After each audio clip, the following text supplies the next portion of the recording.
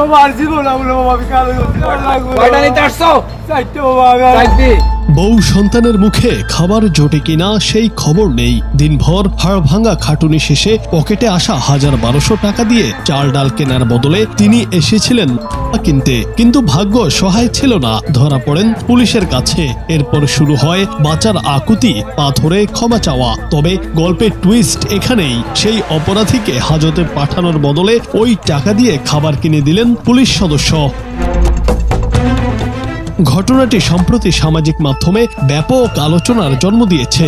ভিডিওতে দেখা যায় দিনমজুরের কাজ করা এক ব্যক্তি কিনতে এসে পুলিশের হাতে ধরা পড়েন। পুলিশের জিজ্ঞাসাবাদের এক পর্যায়ে তিনি কান্নায় ভেঙে পড়েন এবং স্বীকার করেন তিনি মাত্র 4 পিস কিনতে এসেছিলেন। ওই ব্যক্তি প্রতিশ্রুতি দেন জীবনে আর কখনো এই পথে পা বাড়াবেন না। অভিযুক্ত ব্যক্তির বিভিন্ন কথা শুনে পুলিশ সদস্য তাকে গ্রেফতারের বদলে ধমক দিয়ে কাছের একটি দোকানে নিয়ে যান। কেনার জন্য ওই দিনমজুর যেই টাকা এনেছিলেন সেই টাকাগুলো দিয়ে তাকে খাবার কিনে দেন রসুল নামে ওই পুলিশ সদস্য।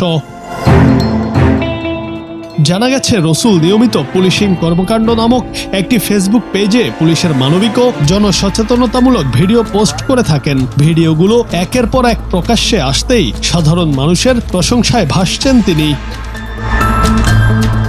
নেটিজেনরা বলছেন শাস্তি নয়, বরং সঠিক দিক নির্দেশনা আর মানবিকতাই পারে একজন মানুষকে অন্ধকার পথ থেকে ফিরিয়ে আনতে। রসুলের এমন কর্মকাণ্ড পুলিশের প্রতি সাধারণ মানুষের আস্থা আরো বাড়িয়ে দিয়েছে বলে মনে করছেন অনেকে।